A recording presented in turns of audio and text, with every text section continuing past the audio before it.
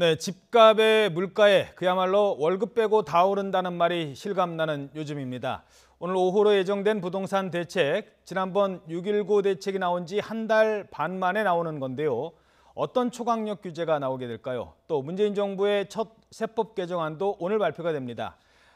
부자 증세가 얼마나 이루어질지 관심이 모아지고 있습니다. 정철진 경제평론가와 함께 살펴보도록 하겠습니다. 안녕하십니까? 네, 안녕하십니까?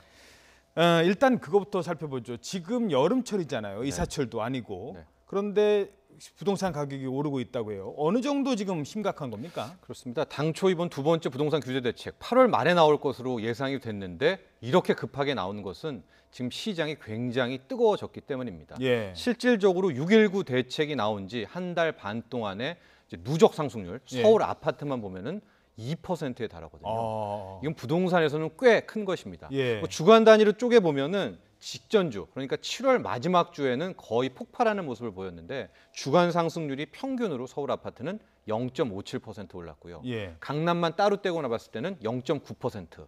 강남 재건축은 실질적으로 뭐 표현할 수가 없는데 체결가로는 1억 5천만 원이 오른 게 매매가 됐었고 지금 호가는 2억 원 이상 튀어오르는.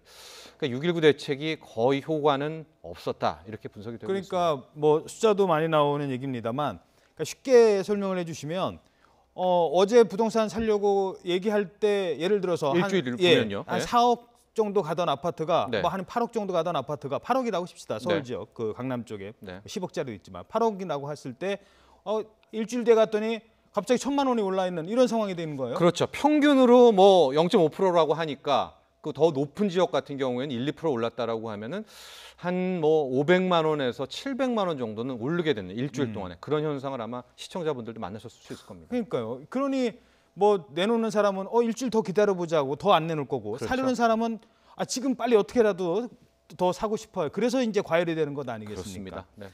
자, 왜 이렇게 부동산 대책을 발표했는데도 왜 이렇게 오르는 걸까요? 크게 두 가지로 나눠봐야 될 것 같은데요. 일단 첫 번째는 대외적인 요인입니다. 예. 즉 이게 엄밀히 말해서 우리나라만 오르는 건 아니거든요. 부동산이. 호주도 그렇고요. 영국 런던도 그렇고 전 세계적으로 지금 부동산의 버블 초입이 나오고 있는데 이게 당초에 미국이 금리 인상을 좀 세게 하겠다. 강도와 폭을 높게 하겠다라고 했는데 지금 완전히 뒤로 물러선 상황 아니겠습니까? 그러면 저금리에 그동안 찍어낸 돈들은 다시 더 머니게임을 하자라고 해서 많이 풀린 유동성에서 이유를 찾을 수가 있겠고요. 예. 두 번째는 이제 국내 상황인데 정부가 어쨌든 규제 대책이라든가 뭐 공급 규제라든가 이런 것들을 하고 있는데요. 대출 규제라든가 이것들을 우리 국민들이 이렇게 되면 집값이 떨어질 테니까 집을 안 사야 되겠다 이렇게 반응을 해야 되는데 대출 규제를 해? 그럼 내가 돈 빌려서 집을 못 사겠네. 미리 사야 되겠다. 아하. 예. 앞으로 못 사니까. 예, 규제를 더해? 그럼 규제 전에 미리 재건축 아파트에 들어가야 되겠다. 미리 분양을 받아야 되겠다라는 참 시장과는 정반대되는 정부의 그 모습과는 정반대되는 시장의 방향성을 보이고 있으면서 집값이 계속 오르고 있습니다. 예, 알겠습니다. 자, 이 부동산 시장을 설명하기 전에 몇 네. 가지 용어를 좀 부탁을 드려야 될 것 같습니다. 네. 보통 전세 끼고 산다고 하잖아요. 그거를 갭 투자라고 하더라고요. 네. 그게 뭔지 좀 자세히 좀 설명해 주시죠. 그렇습니다. 이제 5억 원 하는 아파트가 있다라고 하면은요. 현재 전세가율이 80%, 90% 육박을 하니까 예. 한 많은 때는 4억 1천만 원까지도 전세가 나옵니다. 예. 그러면은 9천만 원 정도를만 있는 사람 같은 경우에는 그 집을 전세를 끼고 사버리는 거예요. 예. 그렇게 하면 9천만 원으로 5억 원짜리 아파트를 사는데 이게 뭐가 문제냐면은 이런 일종의 이제 투기 세력이라고 정부는 규정하고 있는데 이런 그렇죠. 분들이 그제서부터 이제 호가를 올리기 시작하는 겁니다. 그러면서 올라야지 또 팔고 그렇죠. 나오니까. 예, 또 팔고 나오니까 세금까지 고려하면은 더 세게 올리죠. 그렇죠. 그렇게 해서 더 어쨌든 공급들을 줄이게 되니까 이 갭 투자들이 일정 부분은 최근에 부동산을 좀 끌어올렸다. 당국은 이렇게 파악을 하고 있습니다. 그러니까 뭐 실수요자 예를 들어서 신혼부부들이 집 사는 거는 당연히 내가 필요해서 사는 거고 네. 아이들 커서 평수 좀 늘리기 위해서 사는 거는 실수요자지만 하나 있는 사람이 다른 것도 전세 끼고 사고 이런 것도 전세 끼고 사고 이렇게 되면서 결국 수요가 계속 늘어나는 네. 그런 양상이 보이니까 그렇습니다. 가격이 올라가는 거고요. 예, 게다가 또 갭 투자가 뭐가 문제냐면은요. 우리 일반인은 그런 도전을 쉽게 못 하죠. 그렇죠. 가령 뭐 10억 원 하는 아파트인데 10억 원 아파트 요즘에 뭐 강남에서 전세는 한 8억 6천, 8억 8천 이렇거든요. 그럼 1억으로 샀다. 그 사는 사람들은 나중에 하나 자기의 유동성이 잘못됐다라고 하면 그냥 나가 그렇죠. 떨어집니다. 예. 그러면 그 피해는 고스란히 세입자가 또 보게 아하. 되는 거고, 근데 우리의 세입자들은 지금 또 자기 돈이 아니라 그렇죠. 전세담보대출의 상당 부분 또 그렇죠. 끌어쓰고 있거든요. 그러니까 아하. 연쇄부도 같은 게 나고 있기 때문에 어. 이런 이제 갭 투자에 대해서는 당국이 굉장히 신경 쓰고 있는 겁니다. 알겠습니다. 자, 그리고 또 하나가 투기 과열 지구와 네. 투기 지역으로, 그러니까 지금 현재까지 나온 거는 서울, 강남, 사고, 뭐 세종시? 강동, 네. 강남, 서초, 송파 이 네 구 지역, 게다가 세종시까지를 투기 과열 지구와 투기 지구로 중복해서 뭐 규제를 하겠다는 건데 네. 일단 투기 과열 지구와 투기 지구 어떤 차이가 있는 거예요? 그 쉽게 생각해서 투기지구는 기획재정부가 주관하는 일종의 세금 부분이다라고 생각하시면 되거든요. 예.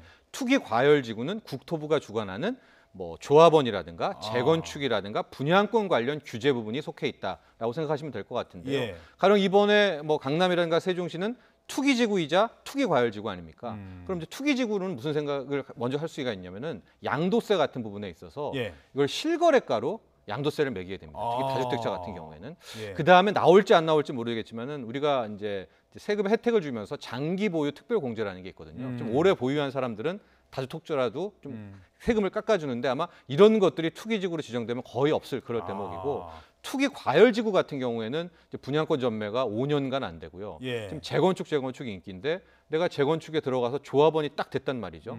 그러면은 이제 못 팝니다. 끝까지 아파트가 다 완공될 때까지 조합원의 지위를 양도할 수가 없는 뭐 이런 아주 초강력 규제다. 근데 이 두 개가 이번에 강남 동시에. 사구와 세종시는 이제 동시 지정이라는 겁니다. 예. 자, 그러니까 살 때도 그 뭐 예를 들어서 그 분양권 전매를 염두에 두고 사지 못하게 되는 불가하죠. 거고 네. 나중에 팔 때도 시세 차익이라는 게 실거래가 기준으로 세금이 양도소득세가 아주 중과가 되는 중과됩니다. 거고요. 그런 것까지 이제 다 같이 겹친다는 하겠다. 것이죠. 네. 한때 왜 이게 만들어졌다가 없어졌었죠? 그렇습니다. 예, 지금 보니까 투기지구는 2002년, 투기과열지구는 2003년 때 강력하게 이제 지정이 됐었는데 실질적으로 효과는 못 봤었고요. 그렇게 계속 지정이 된 채 흘러가다가 이제 2010년, 2011년 기점으로 당시에는 부동산이 굉장히 이제 침체돼 있지 않았었습니까? 예. 그래서 2011년 이후 현재 나오는 모든 규제들이 다 풀렸는데 이제 다시 규제가 돌입한 겁니다. 자, 그럼 여기서 오늘 아침에 있었던 회의 내용 중에서 한 달 반 만에 나오는 두 번째 부동산 대책에 대한 어느 정도 예고의 그 발언이 있었습니다. 김태년 민주당 정책위원장의 발언을 잠깐 들어보도록 하겠습니다. 더 이상 평범한 월급쟁이의 1, 2년 연봉이 분양권 프리미엄에 붙는 일은 좌시하지 않을 것입니다. 부동산 투기, 특히 다주택자의 갭 투자 등은 철저히 금지하면서 실수요자의 안정적인 내 집 마련을 지원하는 맞춤형 대책을 지속적으로 펼쳐 나갈 것입니다. 예. 자, 앞서 말씀드린 것처럼 갭 투자, 그러니까 뭐 전세 끼고 집 사고 전세 끼고 또 사고 오를 때 기다렸다 팔고 이런 거 막겠다는 거였고요.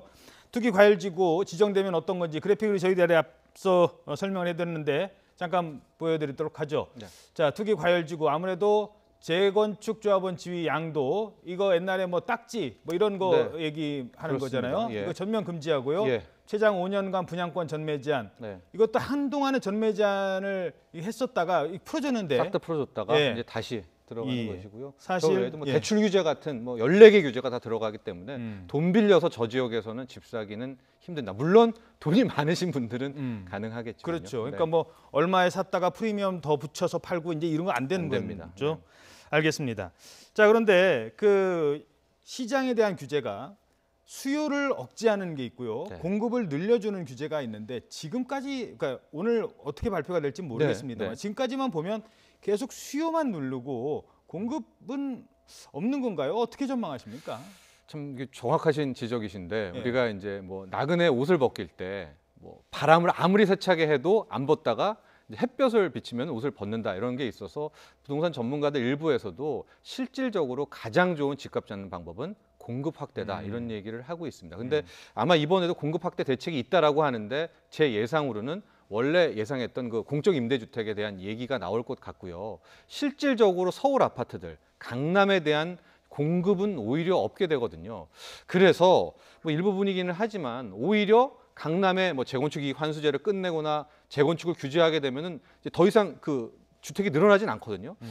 그러면 이 돈 있는 이 유동성들은 이제 공급은 더 없네. 더 희소 가치가 나올 거야. 그래서 더 들어갈 수가 있지 않느냐라고 예. 해서 좀 공급 확대에 대한 지적이 나오는데 당국은 이게 굉장히 부담스럽습니다. 왜냐하면 그렇죠. 일단 거기서 뭐 재건축이라든가 규제 풀어주게 되면 이미 진입돼 있는 그 사람은 일단은 대단한 차익을 얻거든요. 예. 나중에 뭐 3, 4년 뒤에 집값이 잡힌다 하더라도 아. 그러니까 그 부분에 대해서는 많은 국민들이 또 이 지탄이 나올 수밖에 없지 예. 않습니까? 그러니까 쉽게 또 이런 인기 지역의 공급 확대는 나오지 않고 있는 것 같습니다. 아, 그렇군요. 네. 자, 참고로 오늘 오후에 발표가 됩니다만 그 내용은 어느 정도는 사실 이제 지금 브리핑을 하고 있고 기자들한테는 알려졌습니다. 근데 워낙 이 엠바고라고 하죠. 보도 시점이 정해져 있기 때문에 뭐 평론가님도 내용은 알지만 그 지금 자세히 말씀드리지 못하는 점도 양해해 주시기 바랍니다. 저는 아예 읽어보지도 않았습니다. 혹시 잘못해서 얘기 나올까 봐. 네. 세법 개정도 오늘 발표가 되잖아요. 그렇습니다. 부자 증세 이거 어느 정도 예정하세요? 그러니까 예상하세요? 이제 초고소득자 같은 경우에는 일단은 5억 원 이상에서 42%는 예상이 되는데 지금 문제는 이제 3억에서 5억까지 자르는 이제 여기에 40% 세율이 이번에 포함되느냐 안 되느냐는 그렇죠. 한번 주목할 대상인 것 같습니다. 예.